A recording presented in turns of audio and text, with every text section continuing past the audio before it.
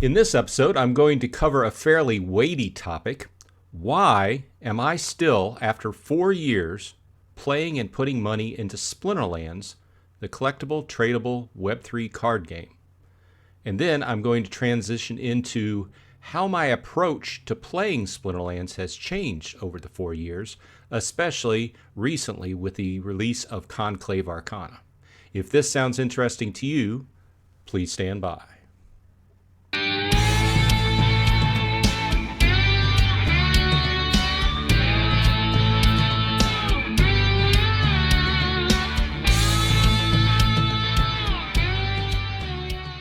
Hey, all you Splinterheads, welcome back. Once again, this is Bronze Dragon coming at you saying thanks for dropping by.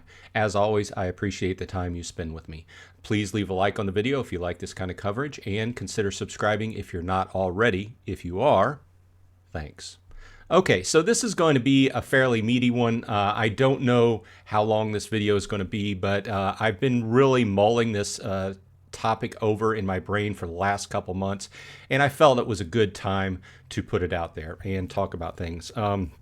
This week, if you've been keeping up with the Web3 news, a couple big games on the Web3 front went out of business, taking a lot of money with them. I don't know if you want to call them rug pulls, but they took in a lot of money and they're no longer in business. So those people putting money into the game are out of it. So I feel sorry for those people. But the subject has come up, especially lately, since I've been talking to some new players within Splinterlands. If you didn't know, everyone who plays Splinterlands has a ambassador code, which is same thing as a referral code, right?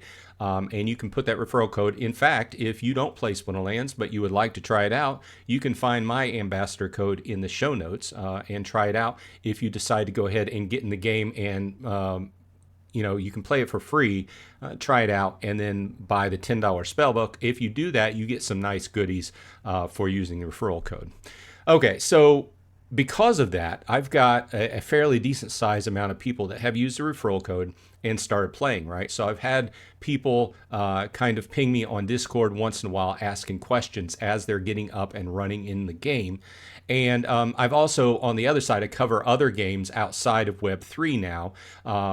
And I get questions from from Web 2 or standard gaming type folks that basically express a lot of they're very nervous about getting into a Web3 game because of a lot of Web3 games, taking people's money and going under, or doing rug pulls, or a number of other things. We all know that any game can just terminate. It's a business, right? It's a business, and if it's not making enough money, then they can choose to terminate. Any game can do that, but whether it's malicious or not is another thing. And, the term rug pull implies a malicious thing. So what has come up is really the question about why I still play Splinterlands, which is just turned 7 years old.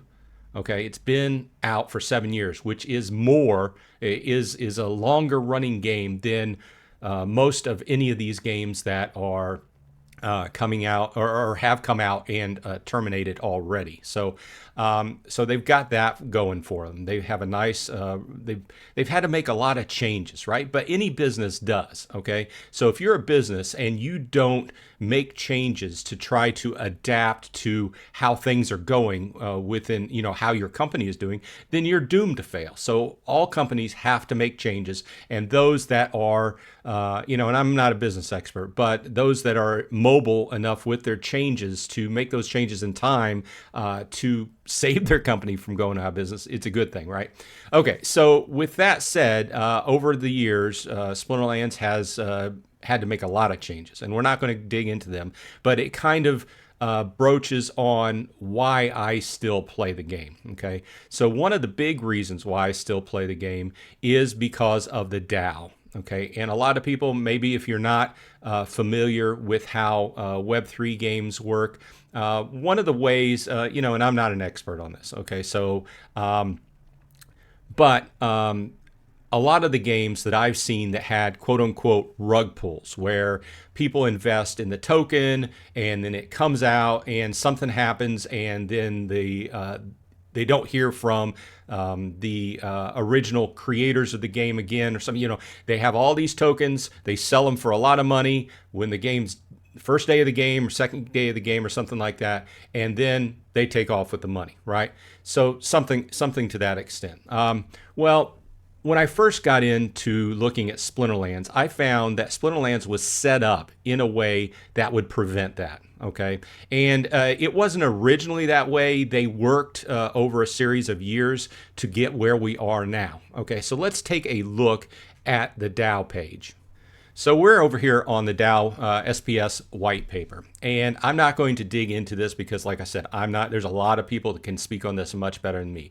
But I wanted to go into the point of one of the big reasons that I'm still in this project and still actively putting money into the project. Once again, not investment advice. I'm not investment advice. I'm a card player at heart. But one of the big reasons is because this game and the money that comes into it is, in a lot of ways, separated. Okay, so the DAO, which stands for a decentralized autonomous organization, is basically the way I view it as a bank. Okay, and it's run by a board that has been elected. Okay, and it keeps the funding for the game to run off of in a separate company from the Splinterlands company or the Steam or whatever the company's called, right? I'm not sure, but they're two separate companies.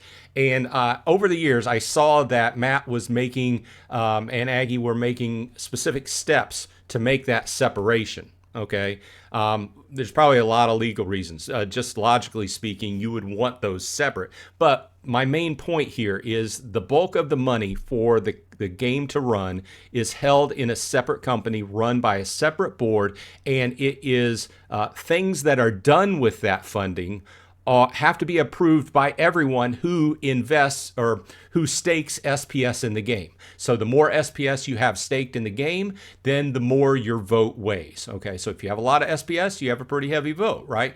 And those things are put up for vote. Different changes that have to do with SPS, the DAO, funding for various things are put up for a vote, and the majority takes it for the most part. It has to pass by a certain ratio, etc. But that's like with most votes for most companies, right? But the Splinterlands company that makes the game, the small team that makes the game, acts as a third-party contractor to the DAO. So we vote, and the vote might say something like, Matt might put up a vote that says, okay, our next expansion is going to be Conclave Arcana. Please, we need this much funding, and we'll pay you back this much, whatever the particulars are.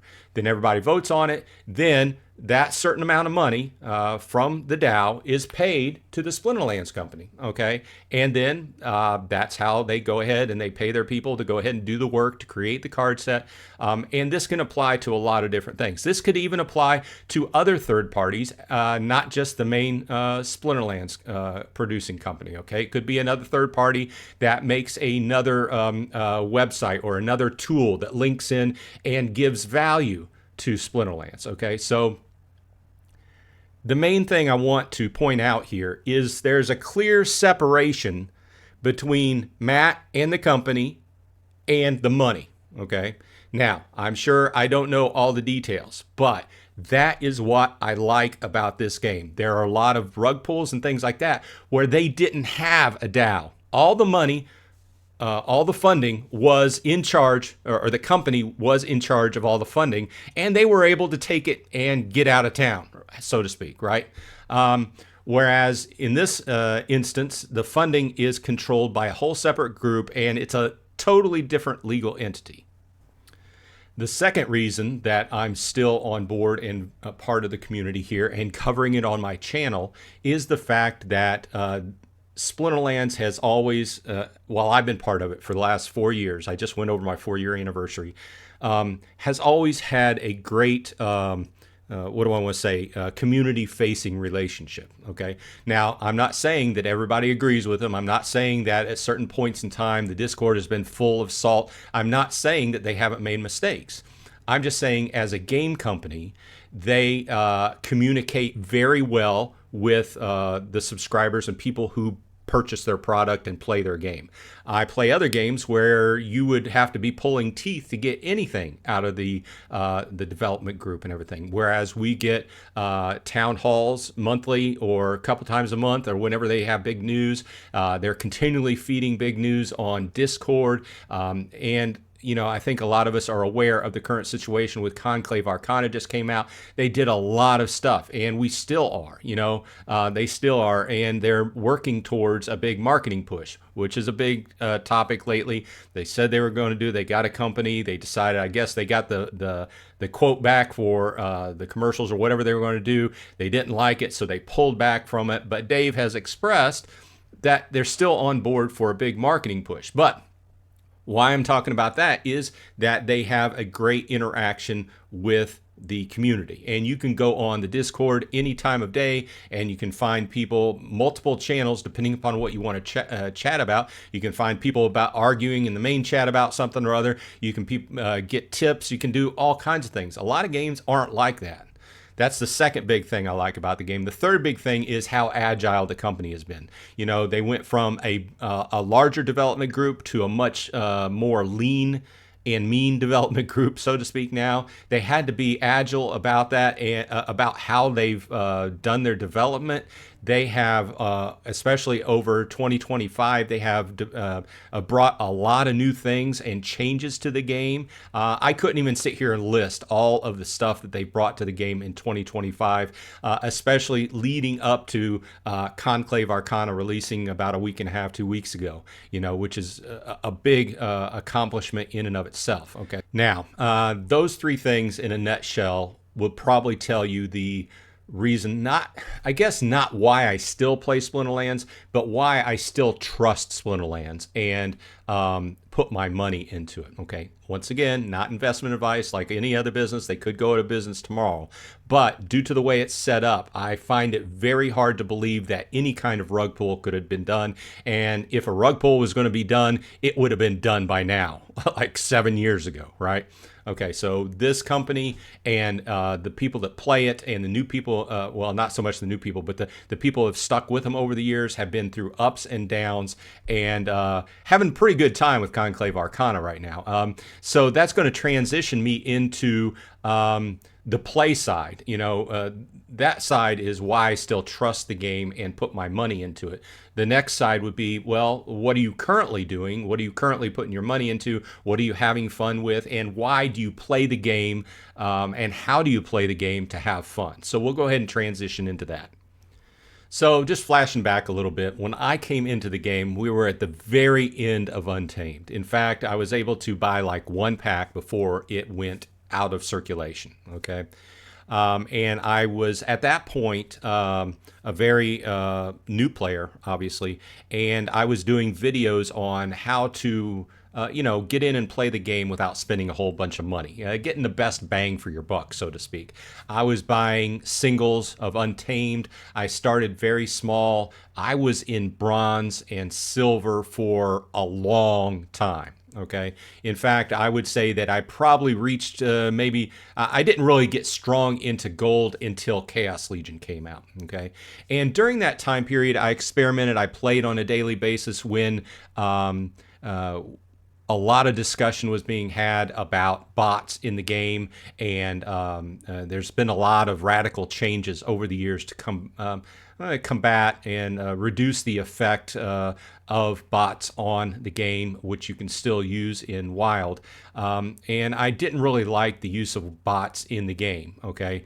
But I could see from a business perspective, to me, it looked like the amount of bots, and they were paying money into the game, buying cards, renting cards, and all this was kind of keeping the game afloat. So by my reasoning, that's why they kept them. Well, over the years, then bots have been removed from Modern. and you can still use them in wild. But once the Archmage bot came about, I said, well, if they're not going to get rid of them, which they were very strong pro bot, so to speak, I said, well, if they're not going to get rid of them, if you can't beat them, might as well join them. So I like the idea of Archmage, and I started using Archmage on both my accounts. And I have a primary and secondary account, and my secondary account just has like extra cards. I haven't added a lot to that secondary account for a long time, but it plays in the silver level.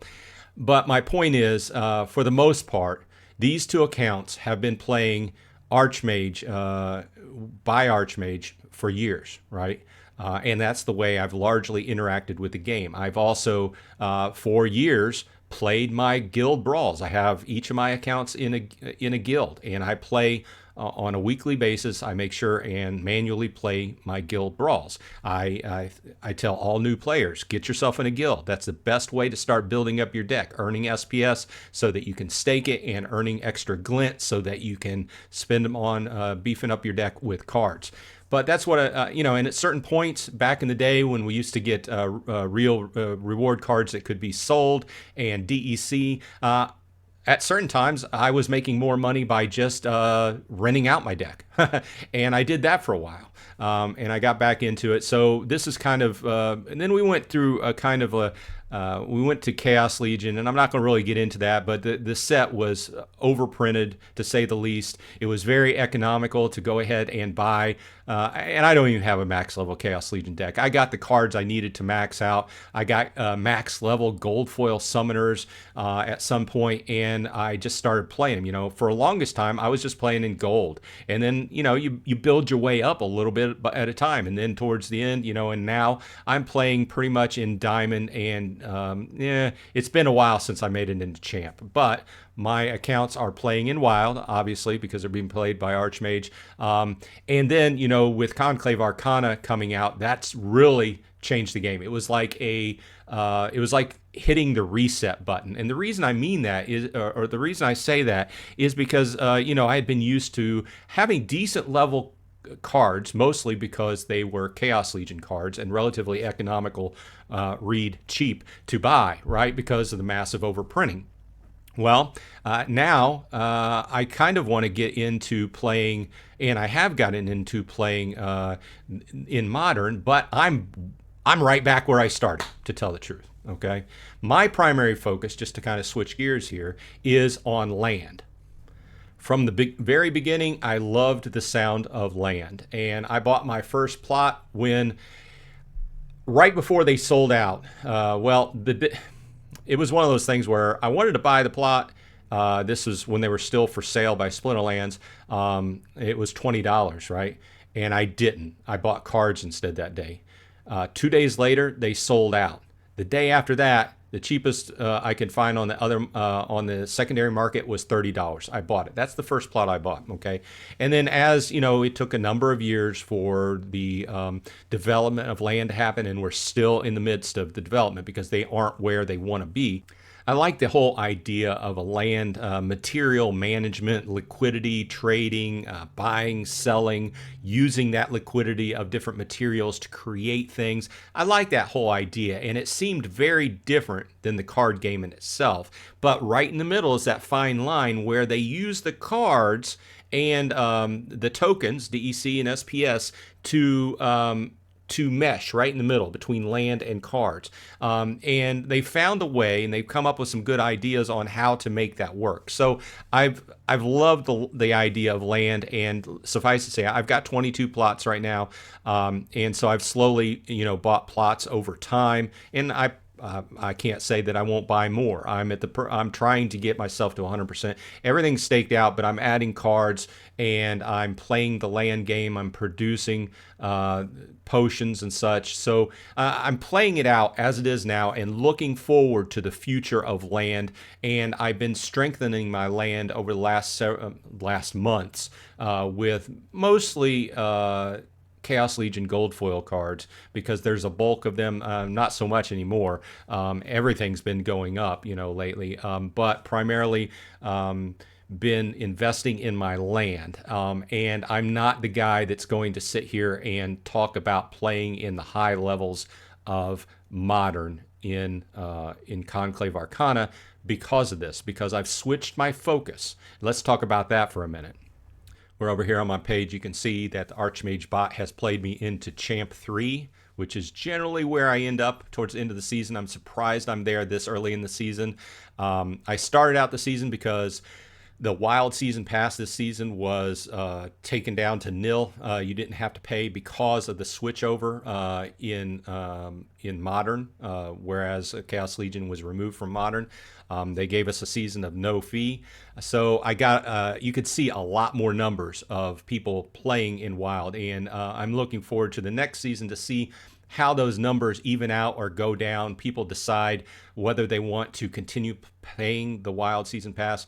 But my main point here is this is my main deck, and it plays in about the Champ 3 level in Wild. Now, going back to when I did play in Modern, which has been years, I did start playing in Modern this week.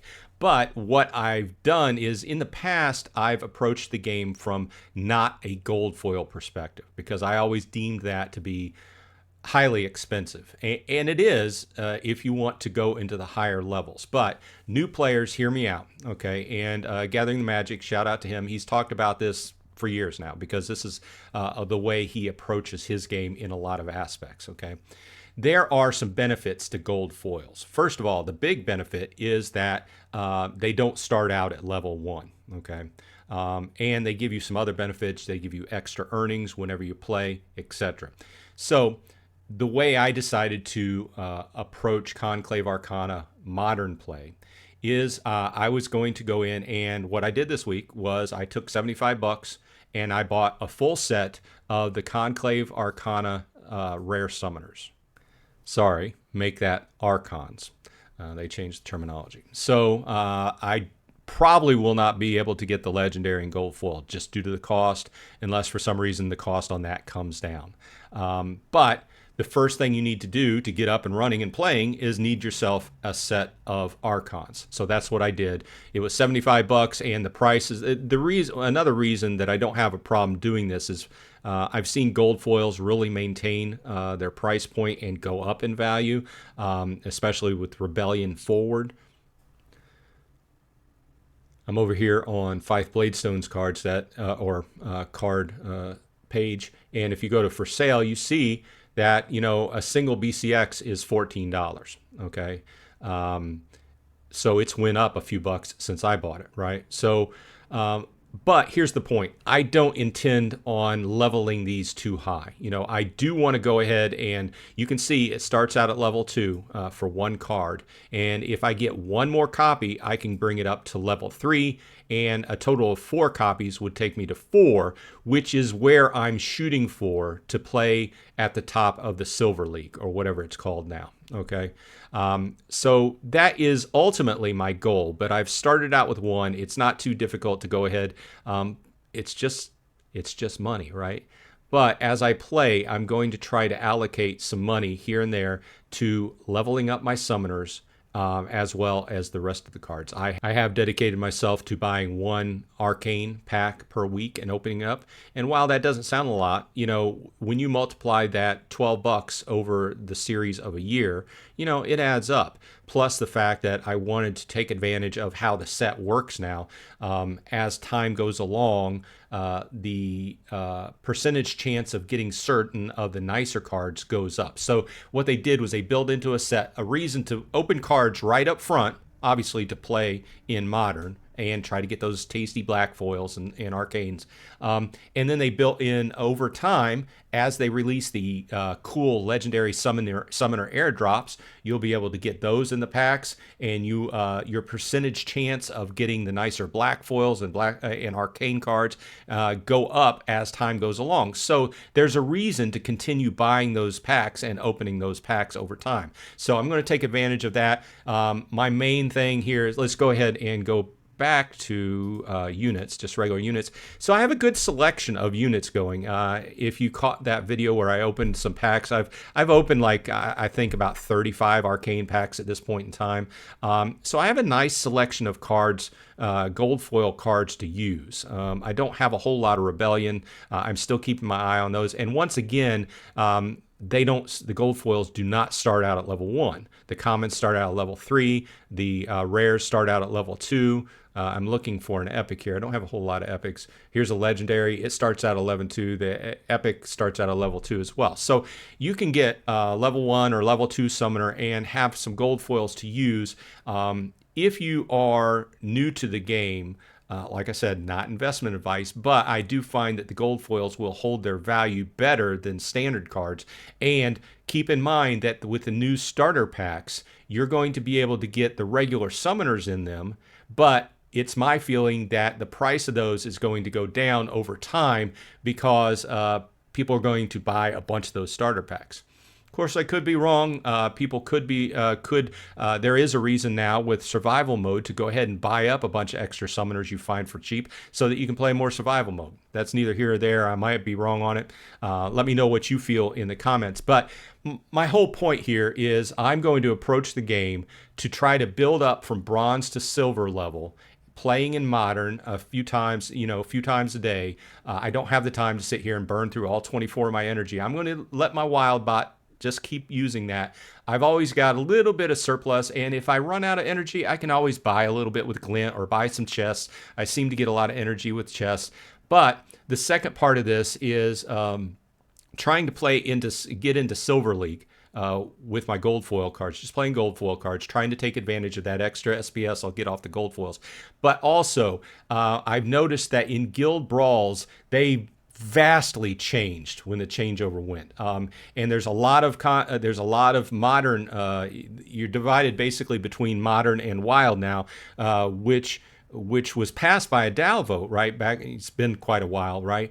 And we voted on it, and it sounded logical. But then when it hit, and half your people in your guild don't have enough Conclave Arcana cards to field a modern hand, then things got dicey, right? So my goal here is to try and fill a bronze or silver gold foil slot modern for my guild. So, this has been a bunch of talk, but I hope this has brought value to you. Once again, if you want to start playing the game and enjoying it, please use my ambassador code you can find in the show notes. Please leave a like. Appreciate everybody stopping by. One last note, this Saturday, the 24th of May, we will not be having a Saturday morning stand-up because myself, my wife, and my daughter will be out at the local national cemetery.